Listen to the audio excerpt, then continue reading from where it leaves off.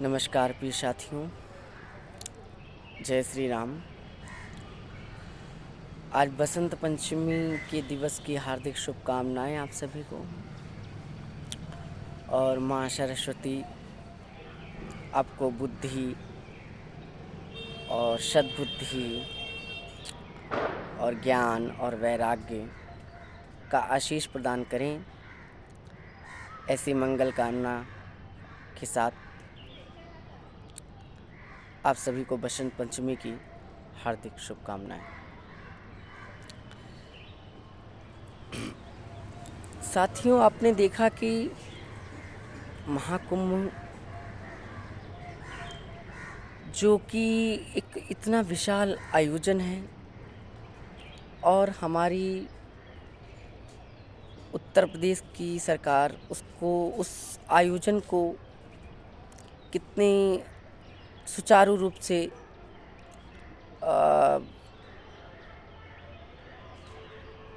उसका संचालन करने में कितना अथक परिश्रम और प्रयास कर रही है।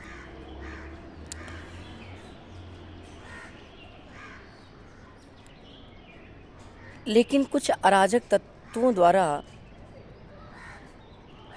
अथवा कि समाज में फैले हुए कुछ ऐसे लोग जो इस सनातन धर्म के विशाल आयोजन को देखकर बहुत ही द्रवित महसूस कर रहे हैं अथवा कि बहुत ही घृणित महसूस कर रहे हैं कि यह एक विश्व पटल पर इतना दिव्य, इतना अलौकिक और इतना आध्यात्मिक आयोजन हो रहा है कि इसकी जो प्रशंसा है पूरे विश्व में, जिस तरीके से सनातन धर्म को मानने वाले और जिस तरीके से सनातन धर्म का प्रचार प्रसार हो रहा है, उसका पुनः विस्तार हो रहा है। एक बहुत ही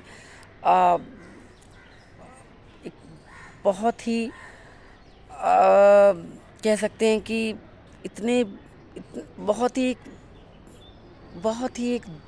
एक बहुत बड़े स्तर पर ऐसा प्रचार प्रसार हमारे सनातनियों द्वारा किया जा रहा है। और धर्म का जो यह आयोजन है, जो महाकुंभ का यह जो आयोजन है, यह विश्व को एक नवीन संदेश दे रहा है कि नहीं, हम किस तरीके से इस धरा को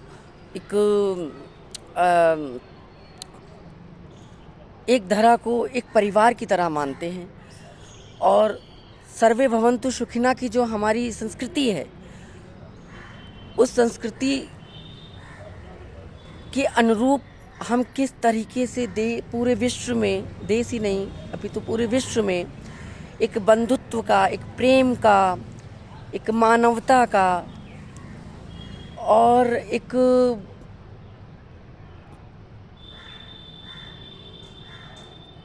परस्पर जो हमारे बीच में, हम मनुष्यों के बीच में जो अज्ञात द्वेष है अकारण ही,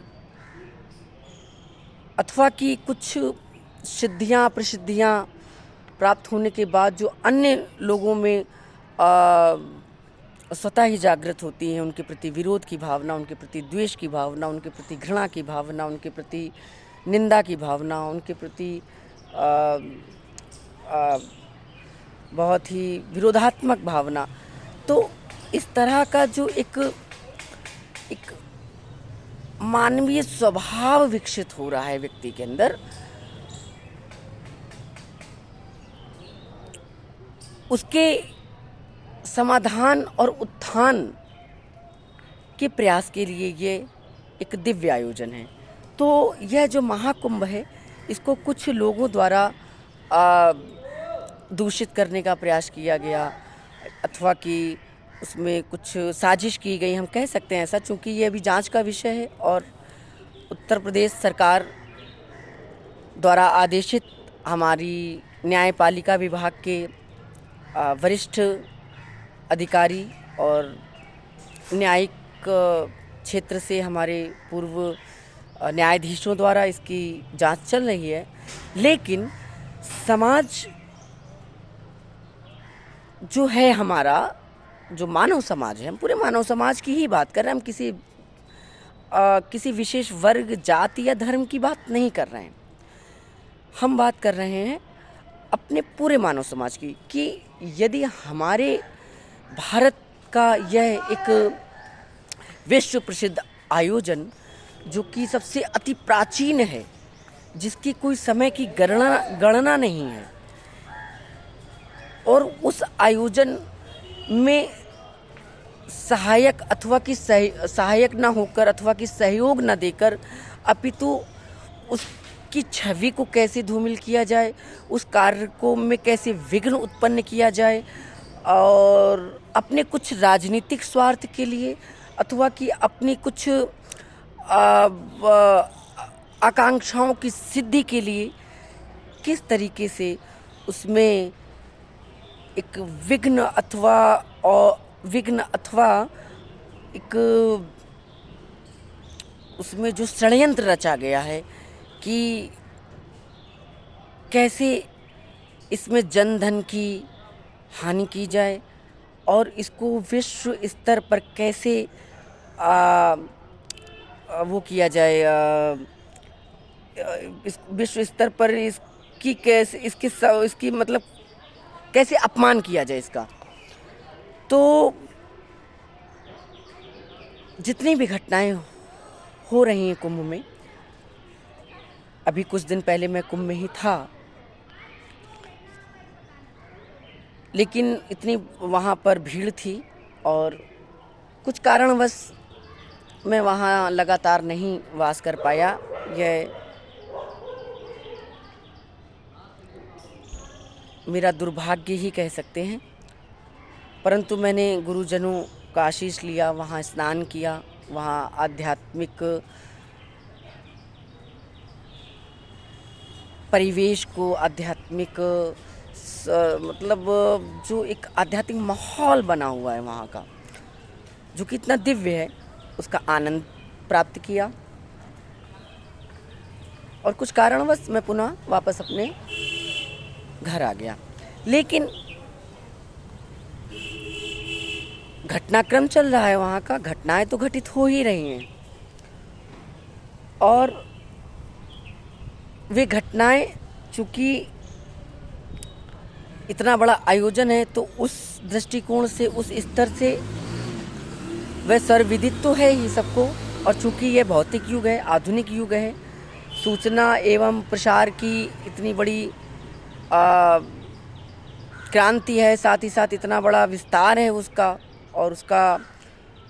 समाज में इतना बड़ा प्रभाव भी है। तो सूचना एवं तकनीकी के माध्यम से सारी सूचनाएं, सारी घटनाओं की जो स्थिति है वो पता तो चल ही रही है। तो कहना यह है कि वह इतनी पीड़ित करने वाली हैं और इतनी दुखित करने वाली हैं कि हम समाज में क्यों बटे हुए हैं। हमारे कुछ धर्माचार्य ही भी ऐसे हैं, यद्यपि वे पूजनीय हैं, वे अति सम्मान के पात्र हैं, चूँकि वे हमारे धर्म ध्वजा के एक मजबूत स्तंभ हैं। तो उनका सदैव हमारे सनातन धर्म में एक उच्च स्थान रहा है,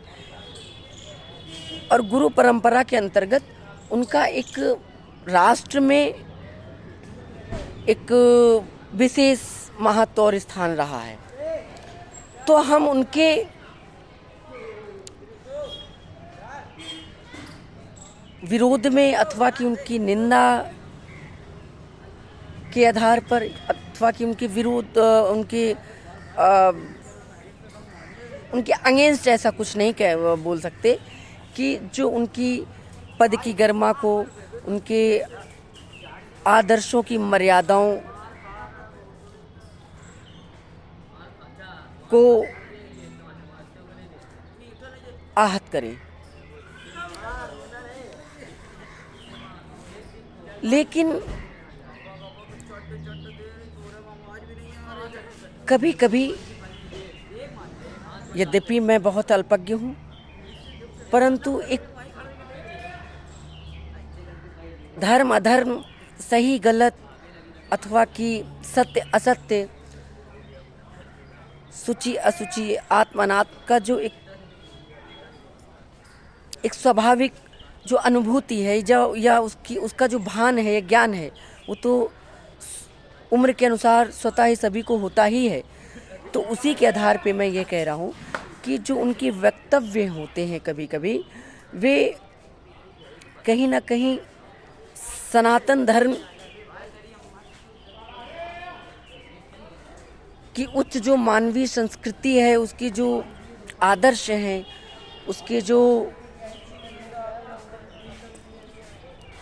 उसकी जो श्रेष्ठता है, उसकी जो उत्कृष्टता है,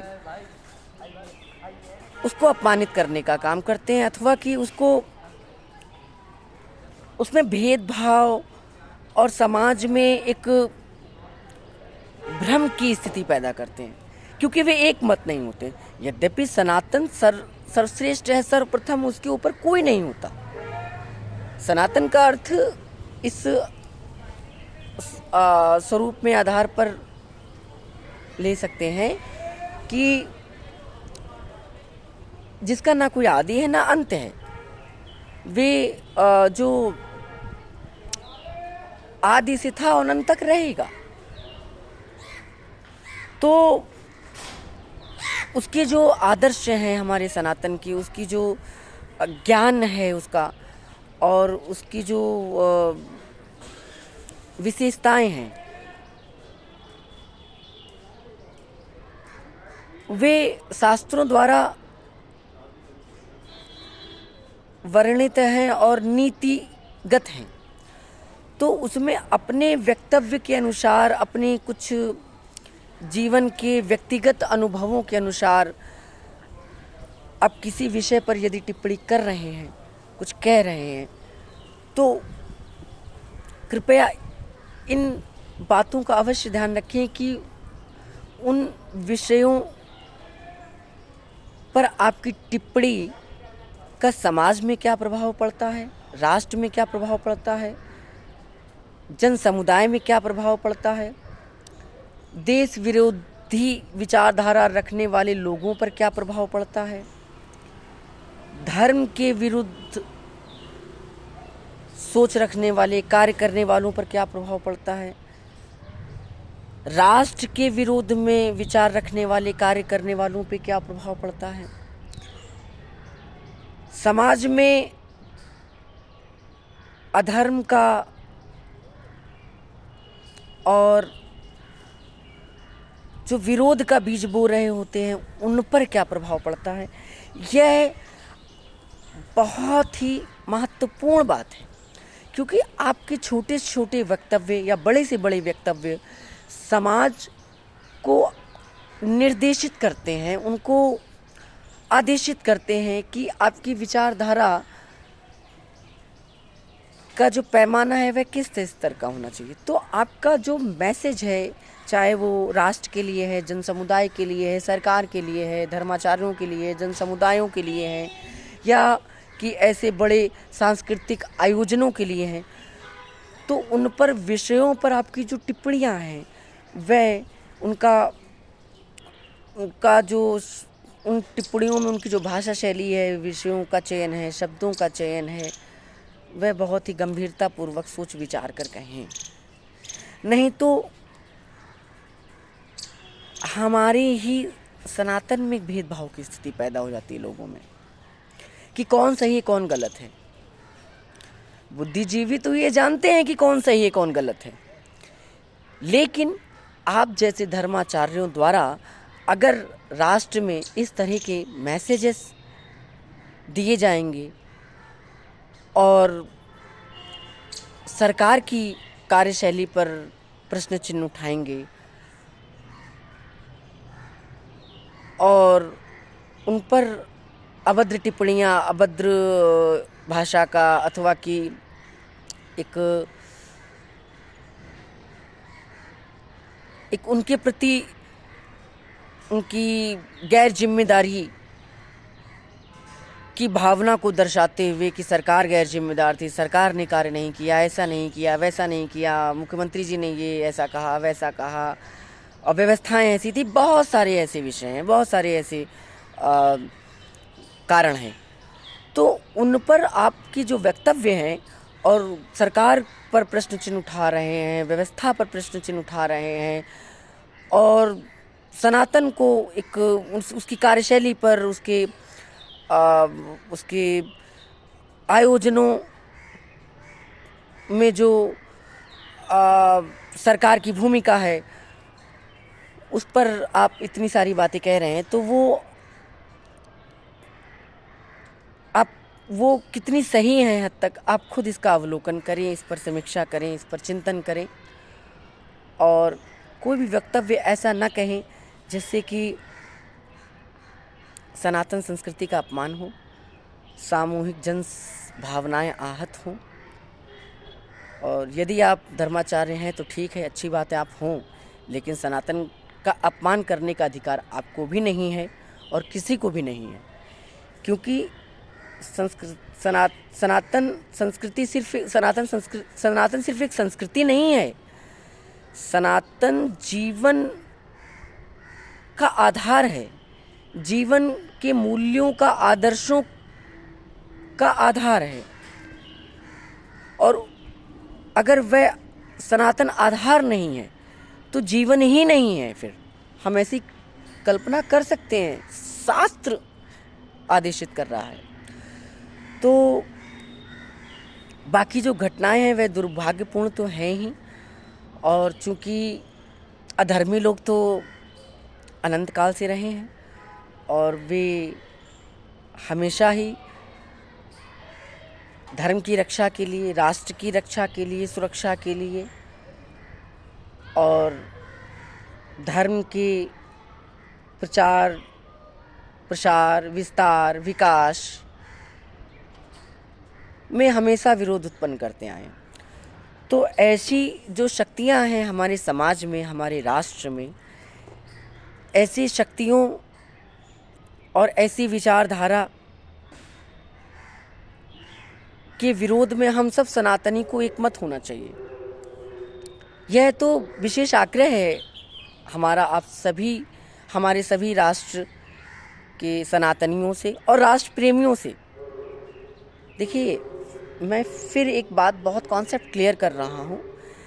कि सनातन सनातन सनातन सनातन सभी हैं। पूरे विश्व में जितने भी जन समुदाय हैं, जिस भी, चाहे धर्म के हों, जाति के हों, वर्ग के हों, कुछ भी हों, वे सभी सनातनी हैं। क्योंकि जो आदिकाल से जो मानव सभ्यता का जो मूल धर्म था, धर्म का तात्पर्य हम एक उनकी विचारधारा से कह सकते हैं, उनकी जीवन पद्धति से कह सकते हैं, उनके मूल तत्व से कह सकते हैं, उनके आदर्शों से कह सकते हैं, या मानवीय जो मानव का जो विकास है, उसकी जो चेतना है, जो अवधारणा है, वह सनातन है। तो समय अनुसार अनेक पंथों का, समुदायों का धरती पर आगमन हुआ, शुभागमन हुआ, और उनकी अपनी खुद की विचारधारा के अनुसार एक अलग पंथ का या संप्रदाय का एक विकास हुआ। तो वे अपनी विशेष विचारधारा के अनुसार अपने विशेष मतों को मानने के लिए उन्होंने अपना एक विशेष पहचान बनाने के लिए उन्होंने एक अपने आधार पर एक अपने संप्रदाय का नाम रखा, और उसको हम अनेक नामों से जानते हैं। कोई किसी धर्म से है या कैसा है, कुछ है, ठीक है, सबका धर्म सबके लिए श्रेष्ठ होता है और होना भी चाहिए। तो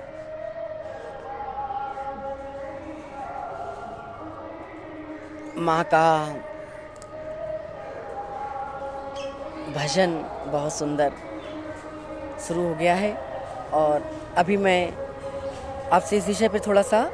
बात करता हूँ रुक कर, थोड़ा ऐसे स्थान पर जहाँ पर ज़्यादा शोर ना हो और व्यवधान ना हो। अच्छा, माँ का भक्तिमय यह संगीत है तो व्यवधान का कारण नहीं, वह आनंद का कारण है। और इस आनंद के कारण में मेरे विषयों का जो आनंद का जो व्यवधान है वह विघ्नित होगा, इसलिए मैं इसको यहाँ पर अभी रोकता हूँ। धन्यवाद। जय श्री राम।